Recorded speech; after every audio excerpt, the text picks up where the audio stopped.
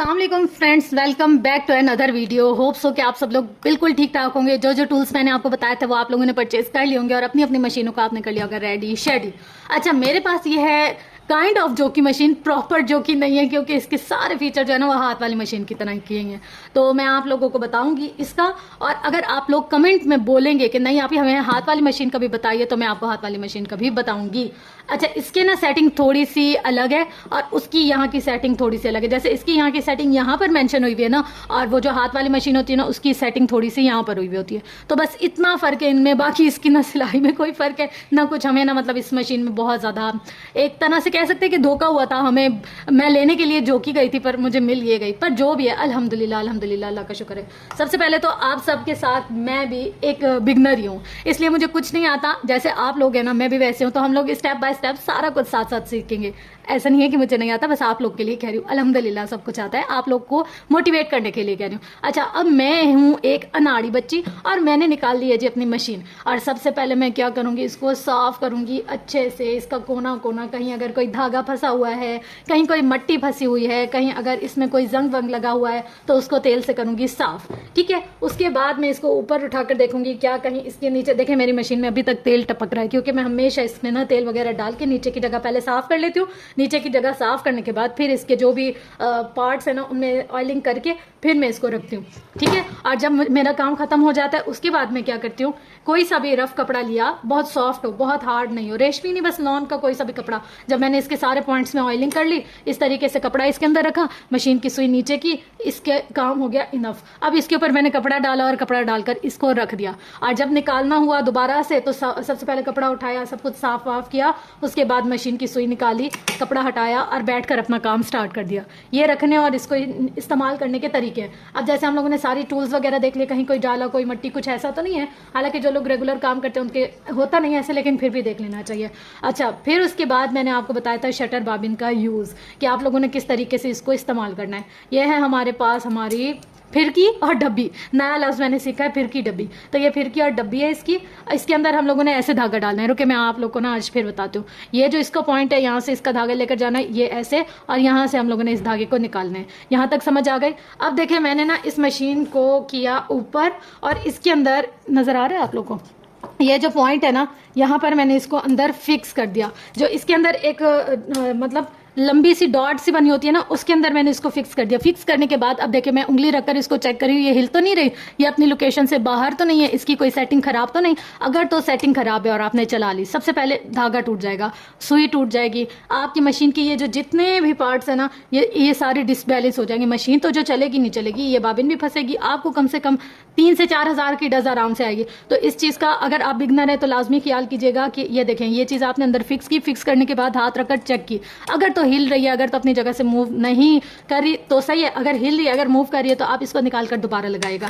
ये देखें यहाँ पर मैंने इसको निकाल लिया ताकि रोशनी और आपको पता चले। अच्छा, ये है इसका लॉक। रुके एक मिनट बाहर निकाल कर बताती हूँ आपको। ये इस पॉइंट पे है जी इसका लॉक। ये लॉक हम लोग जब ऐसे करके खोलेंगे ना, हम मशीन में से इसको आराम से निकाल सकते हैं। लॉक को छोड़ेंगे, ये अंदर जाकर फिक्स हो जाएगी। ये लॉक होता है इसका, और ये इसकी होती है सेटिंग जो मैंने आप लोग के साथ शेयर की है। यहाँ पर हम लोगों ने इसको उठाया, इसको हम लोगों ने इसके अंदर फिक्स किया। फिक्स करने के बाद अब हम लोगों ने इसको चेक कर लिया। चेक करने के बाद अब ये जो मैंने पट्टी निकाली थी ना, सबसे पहले तो इसको ही लगा दूं। देखिए मेरी मशीन में कहीं भी कोई धागा कुछ भी मसला नहीं है। अगर आपकी मशीन में कोई धागा वागा फंसा हुआ हो तो आप उसको निकाल कर इसी पॉइंट पर सेट कीजिएगा ताकि आपका काम अच्छा रहे। अच्छा, अब मैं मशीन का धागा कहाँ से लगा रही हूँ, देखिए ये पॉइंट से यहाँ रखा मैंने धागा इसका, यहाँ से इसको ऊपर की तरफ सेट किया, यहाँ से मैंने इसको यहाँ से सेट किया, और ये जो प्लेट है ना इन दो प्लेटों के दरमियान घुमा के, और ये जो इसका पॉइंट है ना ये हर मशीन में ही होता है, ये प्लेट और ये पॉइंट ये हर मशीन में होता है। और जो दूसरी हाथ वाली मशीन होती है ना उनमें क्या होता है, यहाँ धागा रखा, यहाँ से पट्टी घुमाई, फिर इस ये वाली पट्टी यहाँ से आ रही होती है, फिर यहाँ से इसके हुक से ये गोल प्लेट में चलाई, फिर यहाँ ये चीज़ होती है, यहाँ इस चीज़ को यहाँ पर रखा और यहाँ से हम लोगों ने धागा निकाला, धागा निकाल कर इसके अंदर डाल दिया। अब देखिए मैंने यहाँ से इस प्लेट से चेक कर लिया, जितना मेरी बाबिन में धागा चल रहा था इस प्लेट में भी सेम उतना का उतना ही धागा चल रहा है। यहाँ से मैंने इसका धागा डाला कुछ इस तरीके से, और अब मैंने इसको यहाँ से डालकर सुई के अंदर डाल देना है। सुई में धागा डालना बहुत आसान है फ्रेंड्स, कुछ भी मुश्किल नहीं होता, बस फटाफट हम लोगों को काम करना आना चाहिए। अगर तो आप बिगनर्स हैं तो आपको थोड़ी सी मुश्किल होगी बार बार, लेकिन अगर आप काफ़ी टाइम से सिलाई कर रहे हैं तो आप आंखें बंद करके भी धागा डाल सकते हैं। अब देखें ये ना मेरी मशीन के अंदर धागा आ चुका है। अब मैंने इसको नीचे किया, नीचे से ऊपर की तरफ देखे मैंने ये धागा निकाला। अब ये दोनों धागे ना हमारे पास मौजूद हैं। अब हम लोग चेक करेंगे कि ये दोनों बहुत लूज ना हो, बहुत टाइट ना हो। मतलब अगर ये दोनों धागे बहुत लूज या बहुत टाइट हुए तो हमारा काम थोड़ा सा खराब हो सकता है। अगर नहीं है लूज और टाइट तो बस फिर ठीक है, आप अपने काम को स्टार्ट कर सकते हैं। ठीक है, यहाँ पर मैंने लिया इसको, अच्छा, और इसको यहाँ पर होल्ड करके ये देखें, ये दोनों धागे ऊपर वाला भी और नीचे वाला भी, दोनों धागों को मैंने पीछे कर लिया। पीछे करने के बाद अब मैंने यहाँ पर रख दिया है कपड़ा, कोई सा भी जो आप रखकर सिलाई करना चाहते हैं। हमेशा याद रखेगा जब भी आप मशीन उठाएं, पहली सिलाई आपने रफ कपड़े पर लगानी है, दूसरी सिलाई आपने फेयर कपड़े पर लगानी है। ये ना हो कि आपने ना सबसे पहले डायरेक्ट नया कपड़ा रख दिया, उस मशीन में कोई मसला था, बच्चों ने कोई सेटिंग छेड़ी हुई थी, या आपने जब रखी थी तो कुछ ऊपर नीचे हो गया था, आपने जैसे ही नया कपड़ा रखा वो कपड़ा खराब, चाहे क्लाइंट का हो चाहे आपका, तो ऐसे नहीं करते। अच्छा, अब आ गए हम लोग यहाँ पर। जब हम लोगों ने यहाँ की सिलाई स्टार्ट करनी है तो सबसे पहले डायरेक्ट ऐसे नहीं कि मशीन की जो पायदान होता है उस पर पाँव रख के एकदम प्रेशर से हम लोगों ने सिलाई स्टार्ट कर लेनी, नहीं। अगर हम ऐसे करेंगे ना तो हमारा धागा टूट जाएगा। मैंने सबसे पहले देखिए हाथ की हेल्प से यहाँ से एक दो सिलाइयाँ आगे पीछे की हैं। उसके बाद अब देखें, अब मैं मशीन को चला रही हूँ। अब देखें मैंने यहाँ पर धागा चेक कर लिया है, ना कहीं कोई झोल है ना कहीं कोई खम है, सिलाई बिल्कुल परफेक्ट आ रही है। अगर यहाँ कोई खम, कोई झोल, कोई अगर चीज़ ख़राब होती तो फिर मुझे बैठ कर सबसे पहले उसको सेट करना था। उस मसले का हल करने के बाद हम लोगों ने फिर आगे चलना था। तो बस यहाँ पर देखें मेरे पास ऐसा कोई मसला पेश नहीं आ रहा फिलहाल। तो बस अब मैं इसको मजे से सिलाई, ये देखिए ये हमारी ऊपर नीचे दोनों एक जैसे आ रही है, ना कोई तार आ रही है ना कोई झोल आ रहा है। ठीक है, अब कुछ लोग ऐसे होते हैं जब कपड़े सिलाई करने लगते हैं ना तो धागा कट नहीं करते। यार आप लोग ये धागे ना फटाफट साथ ही कट करते जाया करें, क्योंकि अगर हमारा कोई एक धागा भी रह गया और जिसने पहना हुआ कपड़ा उसने अगर गलती से भी खींच दिया हमारी, तो पूरी सिलाई खुल जाएगी। तो पूरी सिलाई खुलने से अच्छा है कि हम थोड़ा सा उस स्टेप पर आ जाएं। अब यहाँ तक आप लोग को क्लियर हो गया।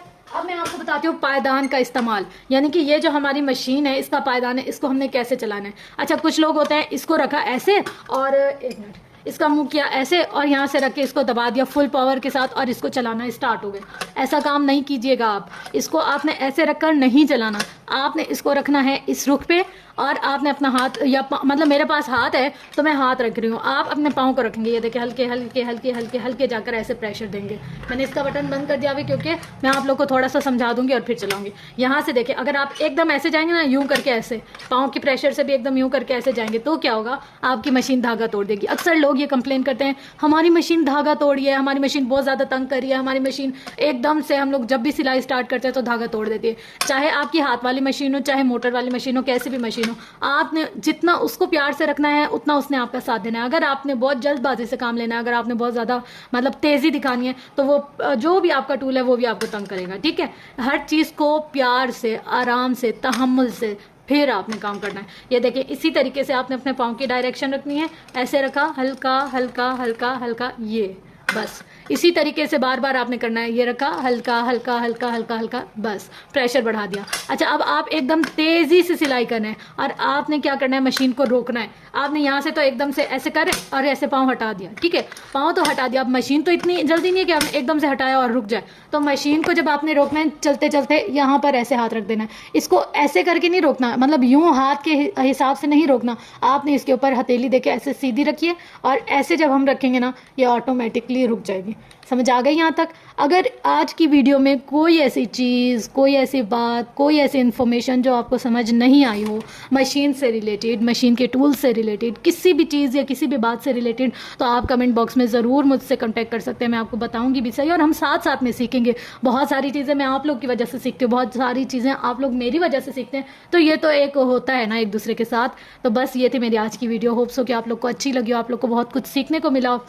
ऐसी लड़कियां जो घरों से बाहर नहीं जा सकती, काम नहीं कर सकती, फैमिली अलाउ नहीं करती, भाई अलाउ नहीं करते या फिर उनके हालात अलाउ नहीं करते, तो मेरी बहनों आप लोग परेशान बिल्कुल मत हो। आप लोगों की बहन आप लोग को घर बैठे इतना अच्छा सिखा देगी ना, जो आप लोग अगर किसी अच्छी इंस्टीट्यूट में या किसी लो भी इंस्टीट्यूट में फ़ीस पे कर कर भी जाएँ तो भी आप नहीं सीखी। कम से कम भी स्टिचिंग की जो फ़ीस होती है वो 1000 रुपीज़ होती है।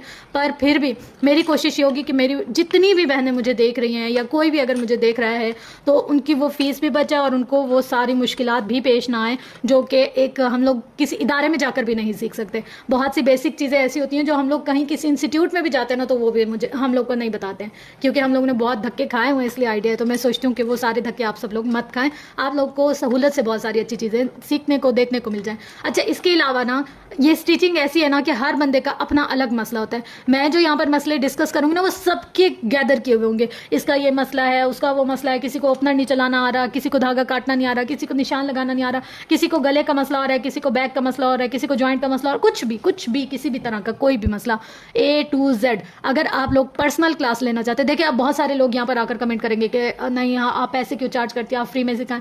देखिए जितना मुझसे हो सकता है मैं फ्री में सिखाती हूँ, पर ये चीज़ ऐसी है कि आप लोगों को खुद भी पर्सनल क्लास लेनी चाहिए।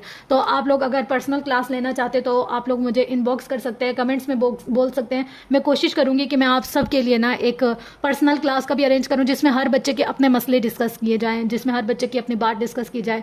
और इसके लिए आप लोग मुझे DM करेंगे तो इंशाल्लाह मैं आपको फीस वगैरह सब कुछ बता दूंगी। और बहुत अच्छी क्लास होती है, उसमें ये नहीं होता कि आपको रिकॉर्डेड सेशन मिलेंगे, नहीं, मैं मतलब जैसे वीडियो कॉल होती है ना, उस तरीके से करके हर बच्चा अपना अपना मसला अलग अलग डिस्कस करता है, और फिर मैं हर बच्चे के उस मसले का हल उसको बताती हूँ कि बेटा यहाँ से ऐसे नहीं, बच्चे यहाँ से ऐसे नहीं, या बहन यहाँ से ऐसे नहीं, कुछ भी कोई भी आप हैं किसी भी एज में, डजेंट मैटर। आप सीखना चाहते तो ऐसे नहीं ऐसे, यूँ नहीं यूँ, जैसे एक उस्ताद हाथ पकड़ कर सिखाता है, आपको उन क्लासेस में हाथ पकड़ कर सिखाया जाएगा। तो अगर आप सीखना चाहते हो तो ज़रूर DM करें, कमेंट करें। इंशाल्लाह मिलते हैं नेक्स्ट वीडियो में, वो इससे भी ज़्यादा इंटरेस्टिंग होने वाली है और इससे भी ज़्यादा बहुत कुछ आपको सीखने वाला है। तो तब तक मुझे अपनी दुआओं में बेतहाशा याद रखिएगा और अपना और गिरदो नवाब का बहुत ज़्यादा ख्याल रखिएगा। लव यू ऑल, अल्लाह हाफिज़।